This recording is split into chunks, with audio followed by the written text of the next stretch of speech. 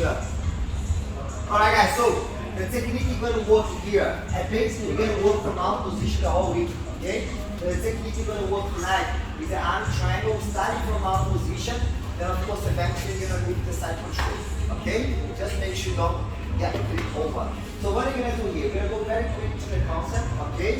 So every time we're setting up attacks here from the mouth position, same thing we discussed about in the morning. We have to think about it. We work it really hard to get the mouth position, right? We just start drilling from here. But let's say, thinking about on a real situation, you have to pass the guard, get the side control, then get the mouth position, or maybe you just pass like in a half guard and got the mouth position. So once you're here, we have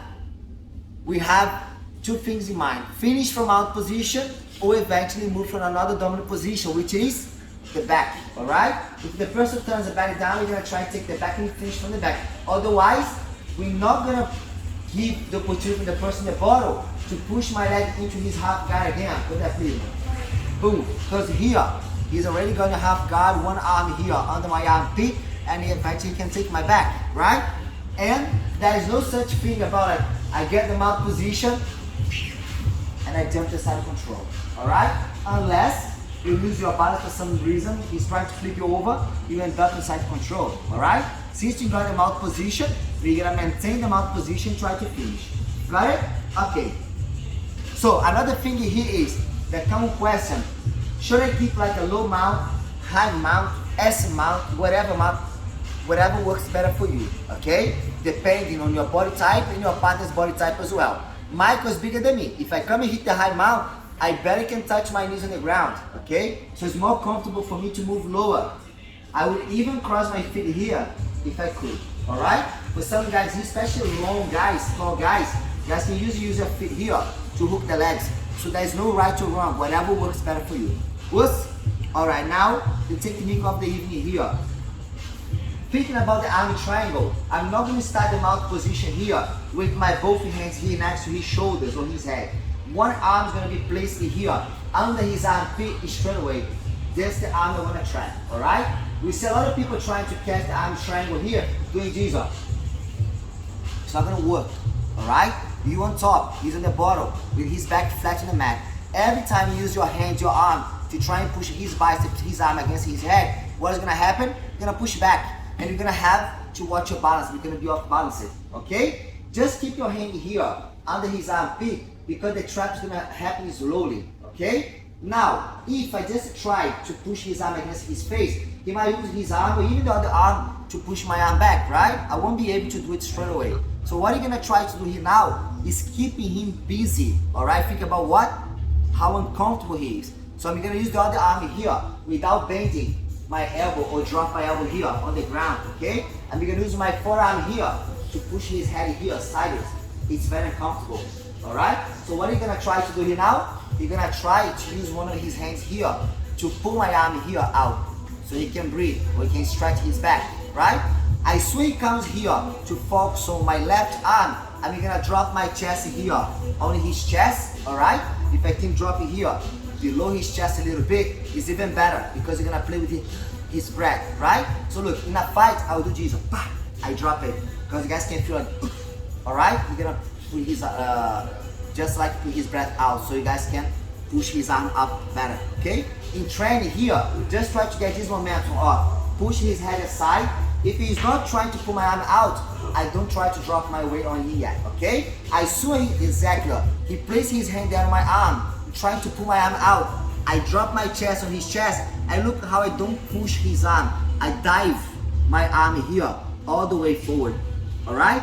I'm not doing this, push his biceps against his face. I drop my elbow, my chest on his chest, and dive my arm in, all right?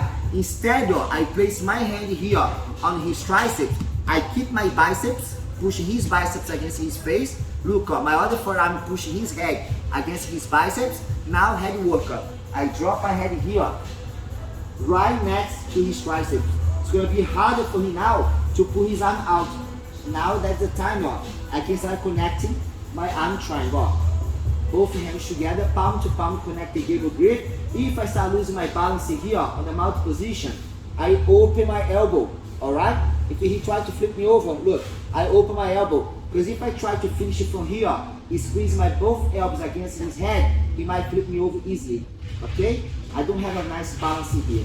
And now, that's the thing a lot of people ask, porra, I can never finish from out position, but it's very difficult to find the right angle to finish from out position.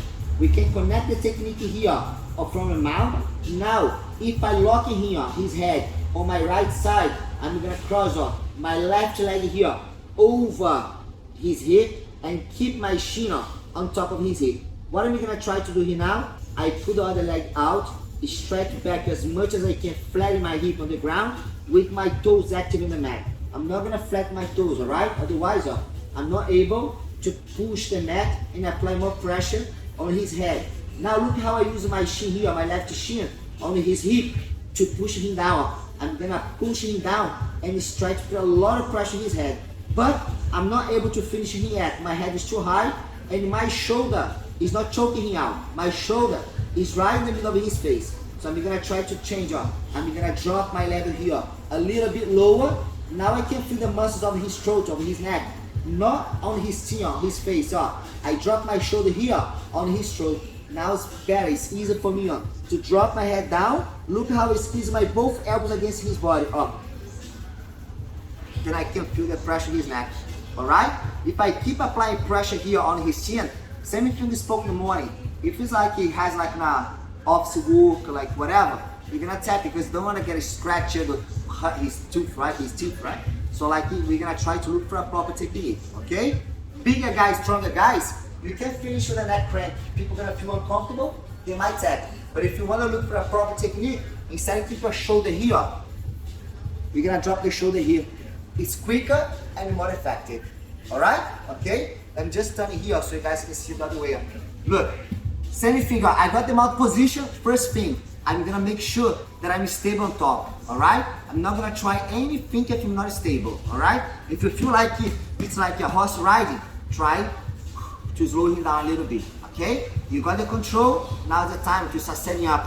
I don't drop my elbows on the ground because I don't wanna lose my balance, right? Now, I wanna make sure he's uncomfortable. Look how much I'm pushing his head, alright? So if he doesn't touch my arm, I don't drop no weight. Once he touches my arm, his arm here gets lighter. He's focused all of his strength, his attention on that side. Now I drop. Remember the fight, I drop it here. Look at his face. And then I dive in straight away. Look my hand. I'm not gonna touch his biceps, his triceps with my hand. I need my arm stretched here, extended, to keep pushing his biceps against his head. I'm gonna use my head to block his arm. There'll be a little bit of a scratch here because he's gonna try to pull his arm out. I need to use my head to fight his arm. Then, boom, I can connect my arm triangle. If you guys wanna switch straight away, switch, but don't jump, alright? We saw some guys jumping in the morning. I wanna keep his hip flat on the mat. Look, I'm gonna just cross my leg over, flat my hip here, flat on the mat. Now, no rush, okay? If I'm able to drop my level down and place my shoulder on his throat, perfect. I drop my head down, squeeze my elbows against his body, perfect, get the finish. If not, I get back to mount position, right? If he's too spazzy here and there is space and he turns, go turn to your right side, other side. Go, keep going, keep going. I give him space, I follow through and take his back. Got it? Just an idea because it might happen on a specific train. Sometimes you connect everything right, but there's not enough pressure to finish and the other guy is way stronger than you, right? You're gonna be very spazzy. Instead of keeping fight to finish without strength or the right position, try to move back to mount position, into the dominant position, or take the back. Before we start drilling, just to have it in mind, just is a bit short on the sleeve, but anyway, look, sometimes here, we connect this kind of position, right? Almost everything here, almost everything right. I place my head here, and he's way stronger than me. He's gonna push my head away. I don't feel comfortable about connect the arm triangle and switch to the side control, right? We're gonna work it tomorrow. So look, I could grab my arm sleeve here as well and swing. I'm gonna cross up my hand over with my fist closer. Boom, boom, boom, boom. All right, almost on his neck. I got Ezekiel, right? And here, a lot of times when I try to finish here with Ezekiel, I cannot squeeze his neck because of the positioning, all right? His arms on the way. So if he flip me over, it's everything I'm looking for, especially in Jiu-Jitsu. He doesn't score point, he inside my guard, right? If I try to finish hip, my work. But to make it better, I move my hip here to the side. Look how I close my feet. My guard is closed here on the side of his hip. Now I move my head here, aside to his shoulder, and I can push my fist all the way onto his shoulder. It's much effective, right? If for some reason, I miss the grips, right? I connect my hand here behind his head again.